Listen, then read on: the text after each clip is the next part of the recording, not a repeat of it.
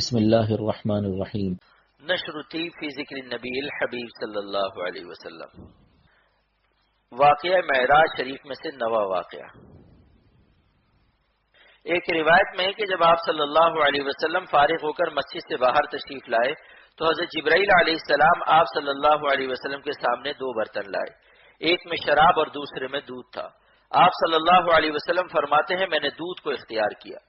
حضرت جبرائیل علیہ السلام نے کہا آپ صلی اللہ علیہ وسلم نے فطرت یعنی دین کو اختیار فرمایا۔ پھر آپ صلی اللہ علیہ وسلم آسمان پر تشریف لے گئے، اور ایک روایت میں ہے کہ ایک دودھ کا اور ایک شہد کا برتن آیا، اور ایک روایت میں ہے کہ تین برتن آئے، دودھ کا، شراب کا اور پانی کا۔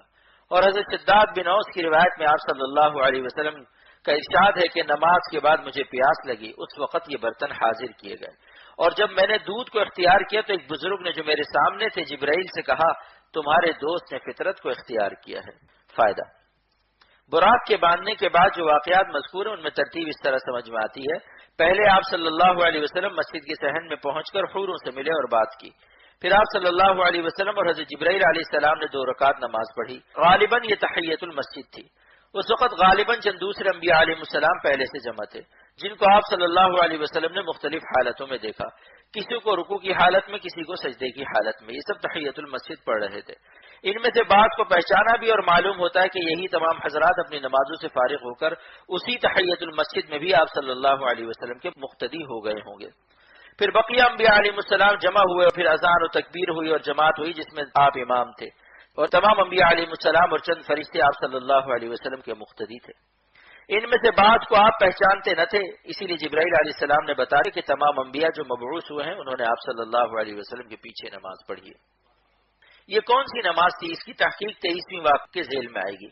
اذان و اقامت یا تو ایسی ہی ہوگی جس طرح ہے، اگرچہ اس کا عام حکم مدینہ پہنچنے کے بعد ہوا ہو، یا یہ بھی ہو سکتا ہے وہ اذان اور طرح کی ہوگی۔ پھر فرشتوں سے تعارف ہوا، شاید داروغہ جہنم سے ملاقات بھی اسی ضمن میں ہوئی ہو جس میں انہوں نے پوچھا کہ یہ کون ہے، اور آپ صلی اللہ علیہ وسلم کا نام سن کر فرشتوں کا یہ پوچھنا کیا ان کے پاس پیام الہی بھیجا گیا تھا؟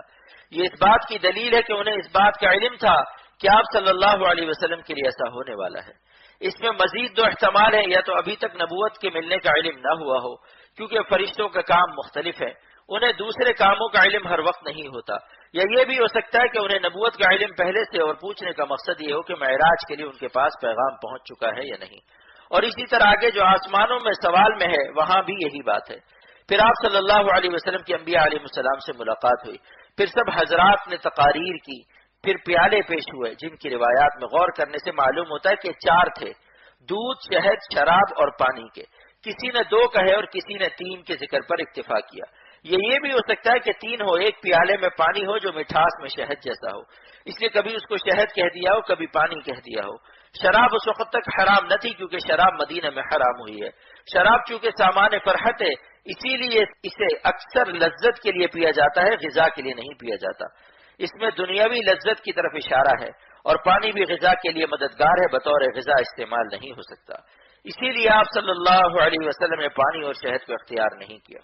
اور چونکہ دین غذائے روحانی ہے، جیسا کہ دودھ غذائے جسمانی ہے، اور غذائے اگرچہ اور بھی ہے مگر دودھ کو اوروں پر ترجیح اس لیے ہے کہ کھانے اور پینے دونوں کا کام دیتا ہے، اسی لیے آپ صلی اللہ علیہ وسلم نے دودھ کو اختیار کیا۔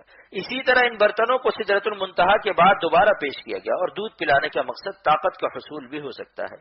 پھر اس سب کے بعد آسمان کا سفر ہوا، اور شاید مسجد اقصی میں انبیاء اور فرشتوں کا جمع ہونا نبی کے استقبال کے لیے ہو۔